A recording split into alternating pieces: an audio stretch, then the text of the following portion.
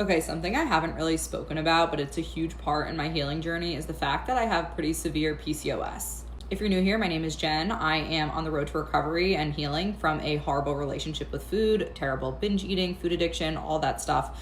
I share my story in hopes that it helps other people that are looking for somebody who they can relate to, just like I was when I was in my darkest moments. Almost a year ago, I was diagnosed with PCOS. I sort of had this feeling, I've always had it, and it just went undiagnosed for a long time, but there was no point in me even getting a diagnosis because I was in no way in a space that I could do anything to help fix it or cure it or anything along those lines, because I was so drained mentally from the binge eating and all of that stuff that there was just no point, because a lot of the fixes with PCOS actually requires changing your diet, and obviously I was not in a capacity to do that before. So I officially got the diagnosis April of 2025, and I was experiencing a really bad pain that felt like a period cramp, but it wasn't going away. So I went to my OB thinking I maybe just had a cyst that was about to rupture, and she told me I didn't just have one cyst, I had like 50. She said that alone qualifies me for a PCOS diagnosis, but there were so many other things that obviously I was able to qualify as well. Anyways, without diving too much into it, it's definitely something that I've struggled with over the past year while I'm sort of figuring out what my journey looks like and what I'm eating.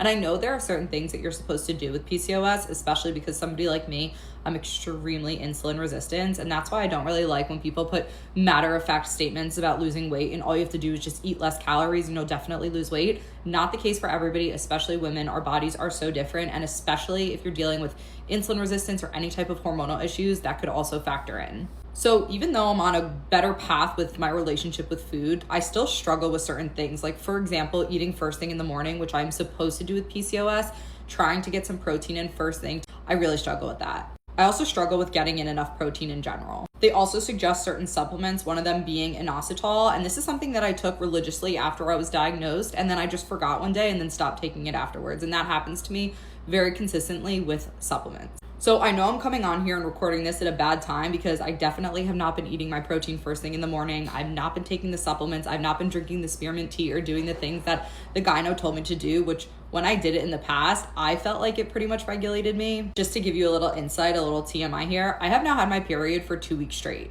It's brutal. Like, this is what's happened to me in the past for many, many years. This is why I had so many cysts in my ovaries, because I actually have skipped so many periods over the years. Maybe sometimes I would have like 4 in a year when I was really unhealthy, and then sometimes they would last for a very long time. Actually, a big push to start this health journey back in November 2024 was after having my period for 2 whole months straight, and it was a heavy period for 2 months. Besides the obvious like inconvenience of that, like I knew something was really wrong with my body. So after I started treating it after April of last year, I did feel like I sort of regulated for maybe 2 months. And I never in my life ever got my period on a certain day of the month, and then that was pretty consistent for the next couple months. It's just never been like that. I've always been extremely irregular. So when I had 2 months of sort of a regular period, I was like, wow, okay, this was the answer. So my point is I think I know the answer to it. I just am having a hard time getting back into it, relying on the supplements, remembering to drink the tea, eating the protein first thing in the morning. It's literally just system overload and so overwhelming. Like, my focus is on the binge eating and just trying to make sure that my relationship with food is good. And then now I have to do something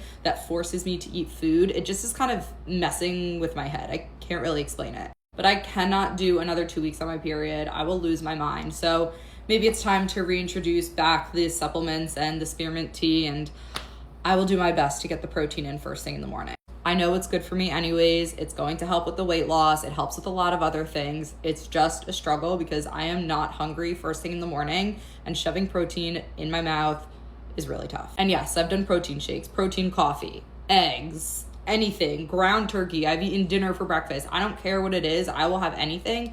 It's just really hard for me to even think about eating when I wake up. Curious if anybody else has this issue, and no, I'm not going on birth control, so please don't even suggest that. If you make that decision for you, that is great. I will not be doing that. Been there, done that. Okay, sisters, let me know.